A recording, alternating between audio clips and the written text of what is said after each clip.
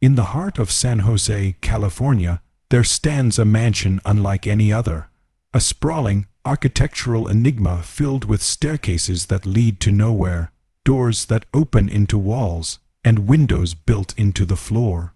At first glance, it might seem like the product of madness, but beneath its bizarre structure lies something far more unsettling, a story of sorrow, superstition, and spirits.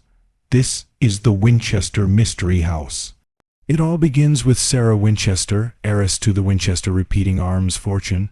In the late 1800s, Sarah was a quiet, well-educated woman married to William Wirt Winchester, whose family owned the company that manufactured the famous Winchester rifle, the gun that won the West. But that fortune came with a curse. In 1866, tragedy struck. Sarah and William's only child, a baby girl named Annie, died of a mysterious illness. Just 15 years later, William himself died from tuberculosis. Alone and devastated, Sarah inherited more than $20 million, a staggering amount at the time, and a continuous income from the rifle empire. But grief wasn't the only thing haunting Sarah. As the story goes, she began to believe that her family was cursed by the bloodshed caused by the Winchester rifle, a weapon that had taken countless lives in war, in violence, and in the conquest of the American frontier. Some say she sought the guidance of a spiritualist, a medium in Boston, who told her she was being followed by the spirits of those killed by Winchester rifles, and they would not rest until she joined them. But there was a way to appease them. She must move west, and she must build a house that was never to be finished, a house built in constant motion, ever changing, to confuse the spirits that sought her. In 1886, Sarah Winchester purchased an unfinished farmhouse in San Jose, California, and immediately began construction. From that day on, the house was under constant renovation. Carpenters worked around the clock, 24 hours a day, 7 days a week.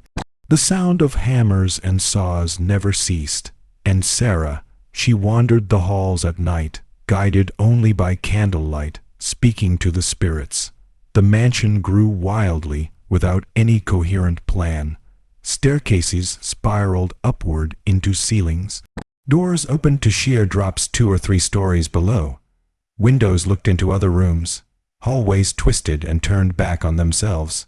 Some rooms were built, sealed, and forgotten. Others were redesigned again and again. There were 160 rooms in total, though no one could ever agree on the exact number. 47 fireplaces, 10 zeros, 0 windows, over 2 zeros, 0 doors. The house sprawled in every direction like a labyrinth of lumber and mystery. But why? Was it simply the work of a woman driven mad by grief and guilt? Or was Sarah truly building a trap, a place where restless spirits could be lost forever in an architectural maze? Every night at midnight, Sarah was said to enter the Blue Room, a private seance chamber deep within the mansion. There, she would commune with the spirits, asking them what to build next. Every morning, new instructions would be given to her workers, often contradicting the previous day's work. Walls were torn down, replaced, moved, or left hanging. The house became a living puzzle, shaped by whispers in the dark. Some say Sarah was trying to escape her own guilt. Others say she believed if she stopped building, the spirits would claim her. So she kept building for 38 years. Even the 1906 San Francisco earthquake couldn't stop her. When the tremor struck, much of the mansion was damaged, including the front facade and several upper floors. Sarah, reportedly trapped in her favorite room for hours, interpreted the quake as a sign of the spirit's displeasure. She ordered the damaged sections sealed off, some forever. After her death in 1922, the construction finally stopped. Sarah left behind no formal blueprints, no diaries, no explanation, just the house and its secrets. When the mansion was opened to the public, people were stunned. Tour guides got lost on their first walks. Guests found themselves in rooms they couldn't find again, and some visitors claim to see more than just strange architecture. Reports of paranormal activity began almost immediately, disembodied footsteps echoing through empty halls. Cold spots in seal, dark rooms, whispers in the dark. Visitors reported shadowy figures watching them from the corner of their eyes, only to vanish when looked at directly. One maintenance worker claimed he saw a man in overalls working on a wall, only to find that no one else had been scheduled to work that day. He described the man's face as distant, sad, almost mournful.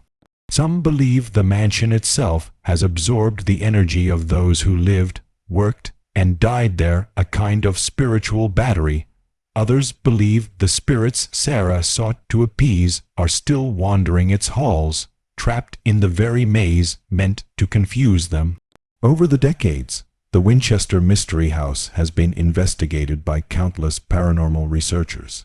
Psychics, skeptics, and scientists have all walked its winding corridors. Some leave convinced the house is alive with spirits. Others chalk it up to drafty airways, warped floorboards, and an overactive imagination. But the house doesn't care what you believe. It continues to stand, strange, silent, watching. There's something about the place that resists explanation.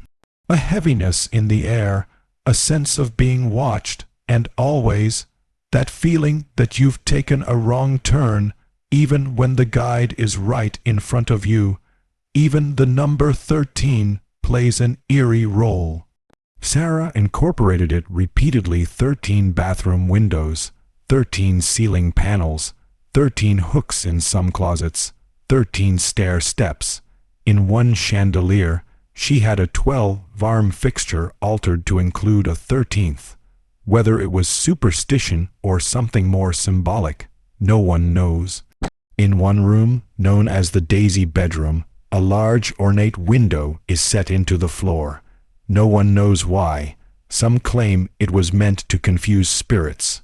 Others think it was simply a miscommunication between the spirits and Sarah.